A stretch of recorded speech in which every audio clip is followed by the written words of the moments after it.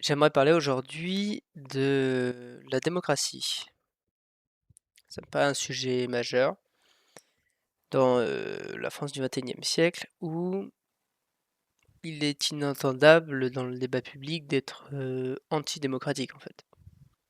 La démocratie est l'alpha et l'oméga de notre pays. On ne peut rien toucher à ça, surtout pas. Il faut à tout prix conserver les acquis démocratiques qu'on aurait récupérés à travers les siècles depuis la Révolution française, et parce qu'avant nous vivions sous l'horrible monarchie qui était obscurantiste, où on n'avait pas tout ça. Donc alors déjà plusieurs choses. Euh, Contrairement à ce qu'on pense, la monarchie française était loin d'être si anti-démocratique que cela. Le roi avait des parlements qui étaient des contre-pouvoirs, qui étaient des genres de conseils constitutionnels, pardon, mais dans chaque région. Dans chaque région du droit français, c'était un peu plus compliqué à l'époque. Et il y avait aussi, dans à peu près, pour le coup, toutes les régions de France, ce qu'on appelait les communautés paysannes, dans lesquelles l'historiographie récente a montré qu'il y avait énormément de moments de démocratie directe. Donc pour le monde obscurantiste d'avant, déjà, moyennos.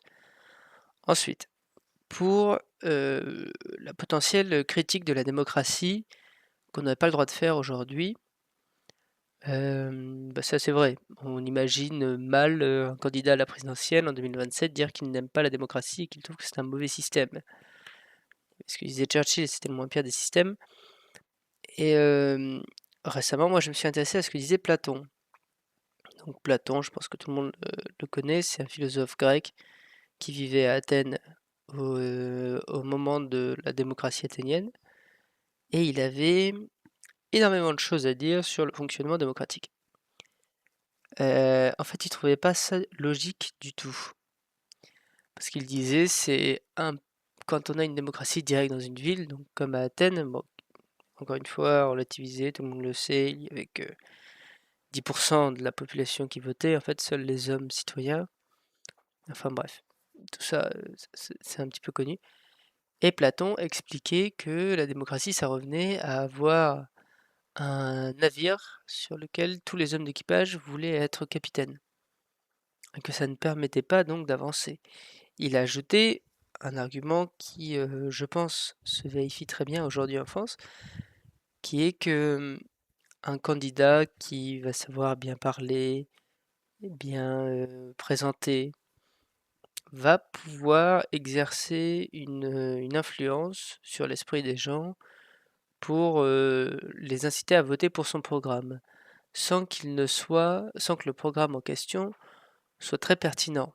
C'est peut-être un peu obscur, donc je vais prendre un exemple pour être plus clair. Aujourd'hui, on pressent Dominique de Villepin comme candidat à la présidentielle en 2027. Bon, le, le programme de Villepin, en tout cas ce qu'il a, pardon, en tout cas ce qu'il a laissé entendre, n'est pas un programme très intéressant, je trouve, pour notre pays. Cependant, de Villepin a quelque chose pour lui d'impressionnant, c'est il est très charismatique et très éloquent. Et donc, on a un peu envie de l'aimer, en tout cas envie de voter pour lui, mais il est très clairement ce que Platon critiquait. Ensuite, Platon rajoute que la démocratie a aussi pour défaut de prendre en compte l'avis d'une personne qui ne connaît rien à un sujet, au même niveau qu'elle prendrait en compte l'avis d'une personne qui comprendrait tout à ce sujet. Encore une fois, prenons un exemple très simple. À la présidentielle, on doit voter pour le président de la République qui a généralement un programme sur la défense, enfin les forces armées, on l'appelle comme on veut. Il est évident que lorsque l'on vote à la présidentielle, si on prend ce sujet-là, il y a de très fortes chances qu'un général 5 étoiles, chef d'état-major, je sais pas moi, commandant des forces aériennes stratégiques, par exemple, et un lycéen qui vient d'avoir 18 ans mais qui n'a pas encore le bac, n'ont pas un avis sur ces questions-là de la même valeur, il me semble.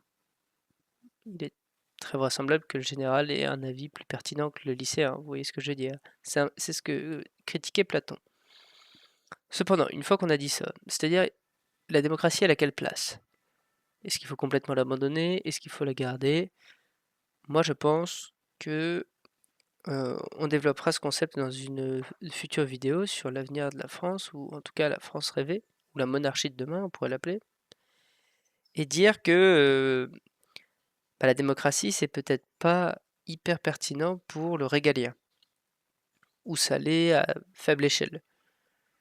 Et cependant, la démocratie, pour tout ce qui va concerner le taux d'imposition des gens, les façons de gérer les budgets locaux dans les villes, les éventuelles provinces qui seraient créées, je ne sais pas. Tout ça pour dire, enfin, ce que je veux dire, c'est que la démocratie à échelle locale est intéressante, même très intéressante. En fait, elle est très performante.